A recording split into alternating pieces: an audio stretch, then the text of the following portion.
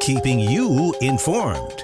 This is In.form on WBDC and 18 WJTS. Hello and welcome back to another edition of In.form here on 101 Country WBDC and 18 WJTS.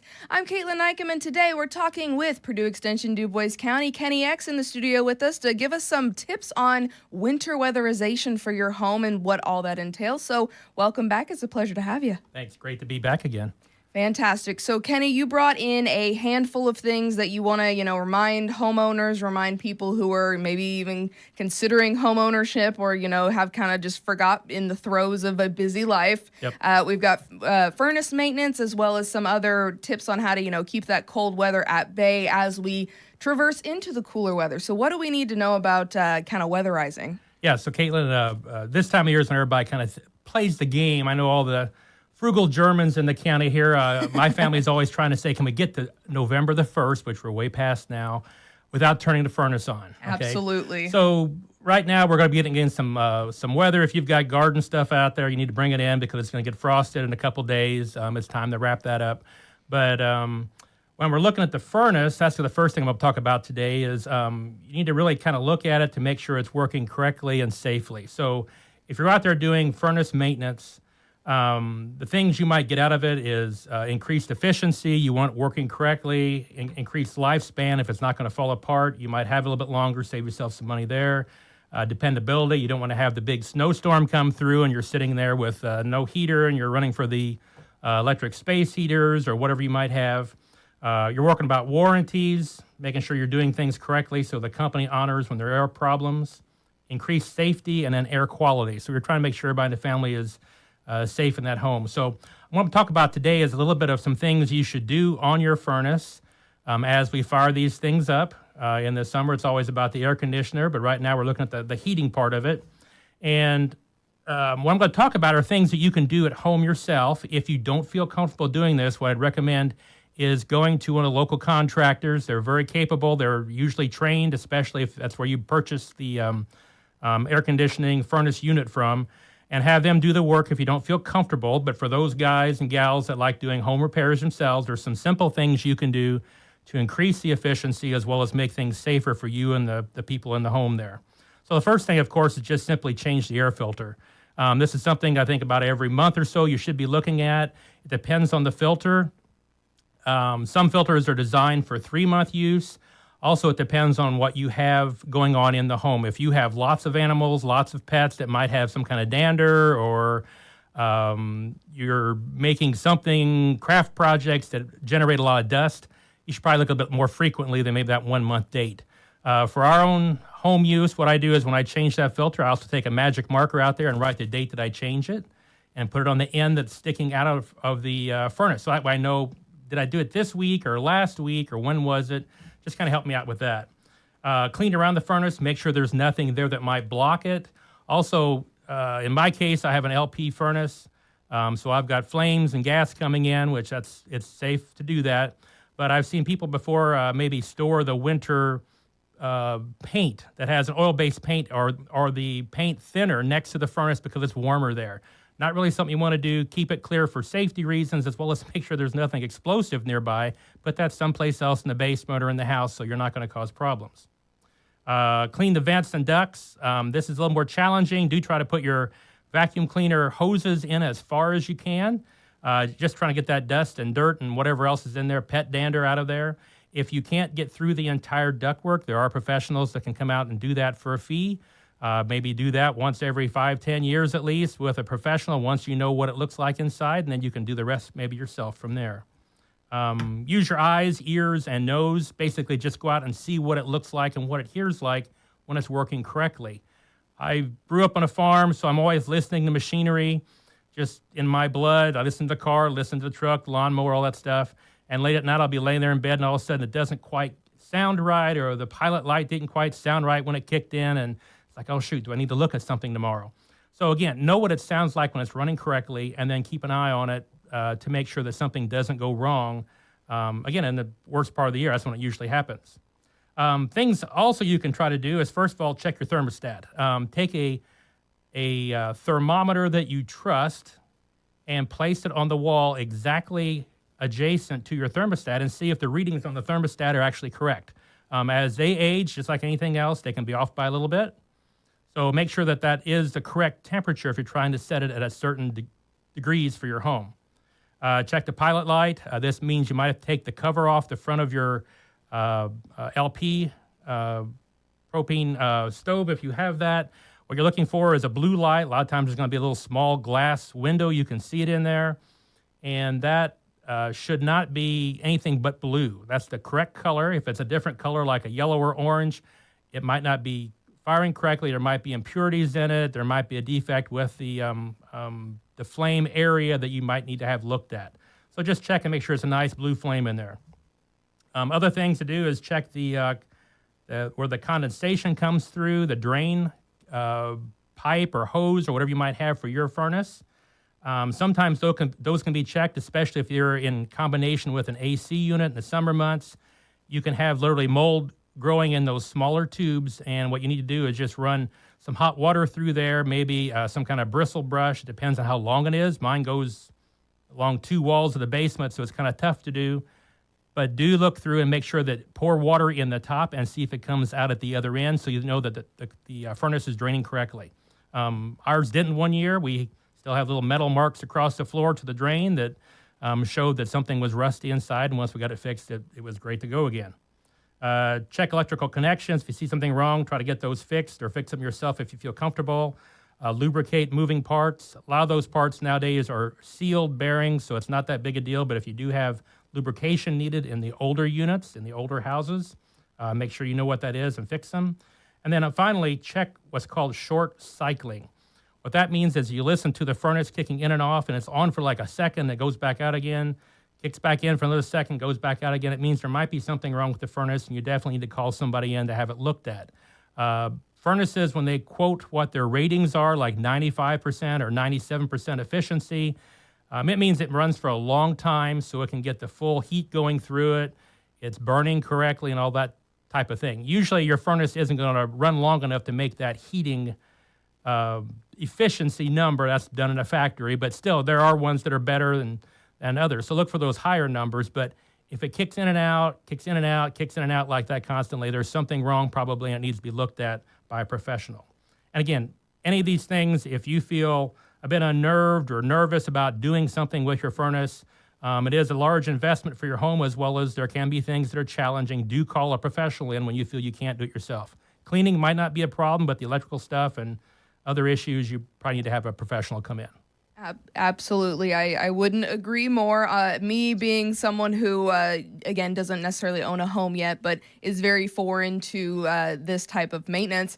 Of course, first guess is call Dad, see what what it's about, and then if, of course, you find that you need a professional, definitely don't be scared to do it. That's what they're there for. Yep. Kenny, you did a huge deep dive into just furnace, machines and all of the compartments and whatnot. For us, maybe new homeowners or those who haven't really thought about the maintenance before, what is kind of a life expectancy on a typical furnace system? Just in case, like say we bought a house 4 or 5 years ago, when should we start considering that maybe we need to start saving up for a new furnace? Well, it's gonna vary by machines, and some of the older ones are both a little bit heavier than some of the newer ones, but there's a lot more components in newer ones too that have challenges. We've replaced many of the electronic components on our current home furnace unit. I think ours is 38, and we have been 38 years old. It's way past what it should be, and we are looking at trying to get a new one. So we're talking to some local contractors, but I'd say like 15, 20 years, you should be thinking about it. But again, with proper maintenance, we do have local contractors come out once a year, usually for the air conditioning unit because of challenges we have as part of our unit, and they check things out at that time. But do go through and do the basics, and it'll help extend the life, like I kind of mentioned earlier.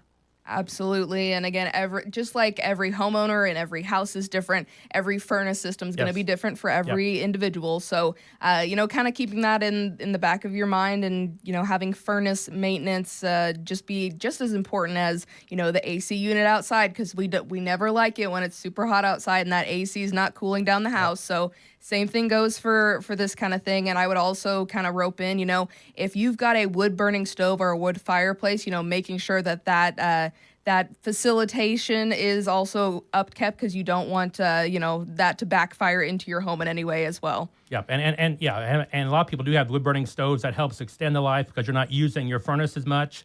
We also have a lot of hardwood trees around here that make very good firewood. You need to make sure that's properly dried, but it helps, again, keep the heating costs down for your home, as well as not having to use the furnace quite as much. So if you can do that, that's great. And again, I'll save the air conditioning talk for this summer when we come back in again. And that's also a very appropriate talk to think about, like maintenance for any appliance you have in your home. You just need to take care of it and keep it clean and functioning correctly. Most certainly, and it's the same thing of if you perform maintenance on that car that you drive to and from work every day, you should be thinking about those appliances and things in your house as well. So as you said, we're really trying to hone in on that weatherizing and getting the house ready and secure and maybe even airtight per se. A lot of people like to say, as we go into those winter months, we're going to start seeing those below freezing temperatures. Is there anything that you'd kind of want to share that to kind of take with us into the winter that maybe people are maybe not thinking about, or how to weatherize the home a little bit more? Yeah, and the weatherization is really important because, like I said, if you don't use the furnace, it won't burn out as quickly. You're going to extend the life on your furnace. For our office, we do a lot of things with gardening, stuff like that. And we're located out by the alumni stadium out there at our office. But a lot of times I'll get calls out there about not furnace issues, but things that are related that people just don't realize are related. And the big concern we have is that people call in about, I've got a room full of ladybugs, or more frequently, marmorated stink bugs. I've got a whole corner full in my bedroom, back room, whatever it is. And what do I do about that? Well, the answer to that is usually use a vacuum cleaner, and it'll make your vacuum cleaner smell funky for a while, and then you take them outside, release them, or throw them in a bucket of soapy water. But the bigger problem they don't realize is that if those insects, especially the stink bugs, which are pretty good size, can get in your home, it means for the winter season, you're losing a lot of heat, or in the summer, air conditioning, because you have a crack someplace that literally insects are coming in your home through. So if you've got bug problems, you need to probably think about some caulking someplace. So I'm going to run through some quick things here you can do. The first thing, if you're really concerned about your home and where you might need to tighten up, as we call it, or seal gaps, you can hire weatherization experts, or you can go and get what's called a thermal sensor that will tell you if you're aiming at the wall in the middle of the bedroom and it's the perfect temperature, you're not worried there, but you're aiming by the window, all of a sudden the temperature drops 30 degrees. It might mean that you have air coming in someplace that you need to look at. So think about getting maybe an expert or the machinery, do it yourself. Again, if you're a home kind of person, like I like to try to do it. Caulk and weather strip the doors and windows that leak. So if you can see a crack between the door frame, or maybe you see the trim but you can't see behind it, it might be a place to put a good bead of caulking in there just to slow things down and keep, again, the insects as well as the insects out and the heat in. Caulk and seal air gaps wherever you might have plumbing coming in, duct work, electrical wiring, all that stuff comes. It puts an opportunity for air to move back and forth within the walls of your home, as well as your basement, outside the garage, wherever where you're going to be losing heat then. Put foam gaskets around the outlets and switch plates. They're shaped to fit behind those plates. Just take the screws out, stick them on. You can't really fill that with caulking because you simply have wiring and things that shouldn't be done in that manner. But the use of the plate foam will help things out quite a bit. Look for any dirty spots you have and mold maybe. Use that with low expansion foam. High expansion foam can sometimes push walls out or dry board if it's too much. So the low expansion stuff will still seal the gap but not expand so much that it might cause problems with something within the wall. Another thing is to look for dirty spots. When I tell this to some of my older German clients, it's like, I don't have any dirty spots in my house. And it's like, well, I'm not looking for the dirt as a whole. It's just you can sometimes detect the leaks because you have dust from outside coming in, and maybe it's around a lamp in the ceiling, and you'll see the paint has this little faint gray or black or something, not a heavy look, but something's a little bit different. And what happens is that air is simply bringing in dirt from someplace else in the house. It's moving things around, and that's a good place to think about putting either caulking or some kind of foam sheeting down behind that light maybe, or if you see the curtains move, that's another sign that you have something that might need caulking. Other things, if you have more money in your budget, is you can replace single pane windows with more efficient double pane. The caulking will go a long ways, but this will help if you have the funding for it. Again, use lots of foam sealant around the larger gaps. Check your dryer vent. Again, another opening you might have. Make sure everything's clean for safety reasons with that vent as well.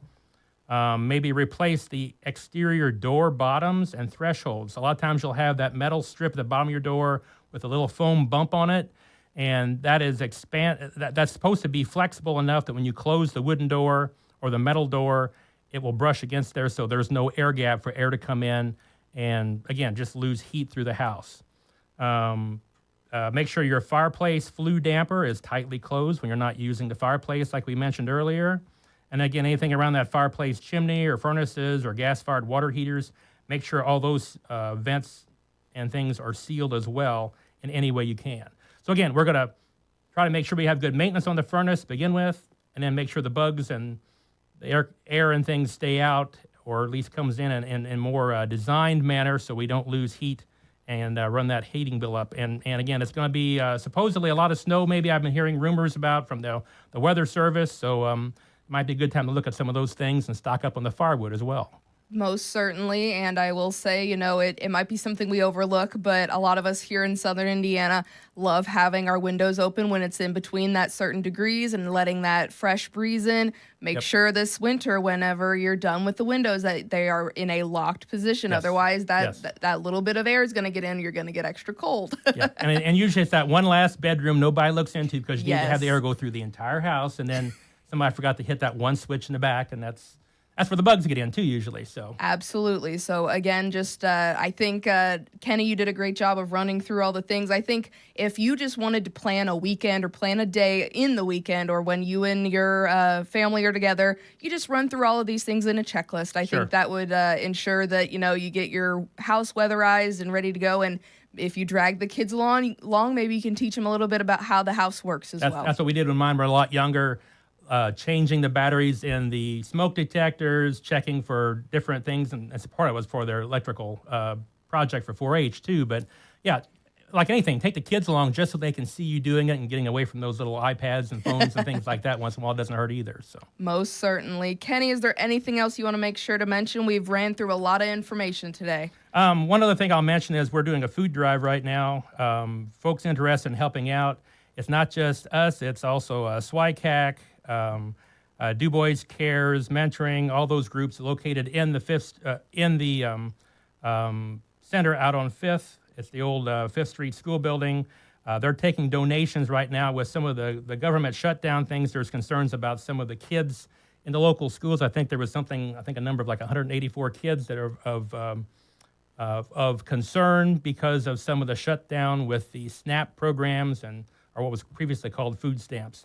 So if people are interested, if you go to the back of that building, kind of the one toward the side towards the Alumni Stadium or door number 4, there's boxes out there for food drive material. They're going to get those to local food banks and organizations to get the families in need, as we have challenges with the government right now and getting some of the stuff out that families definitely need as we're going into cooler seasons right now. So, and a donation list, they take about anything out there, non-perishable stuff.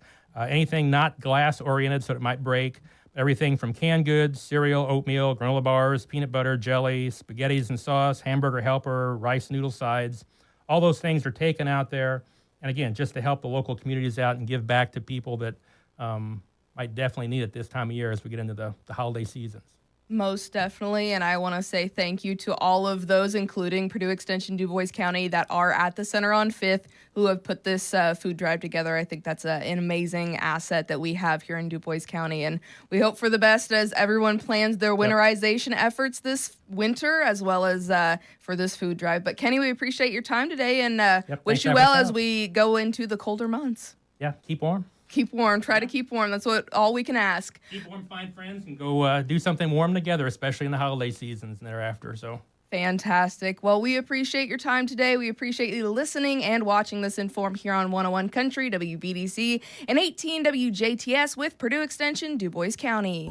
This has been In.form on WBDC and 18 WJTS. Catch past episodes on our social media pages and our websites. If it matters to you, it matters to us. In.form.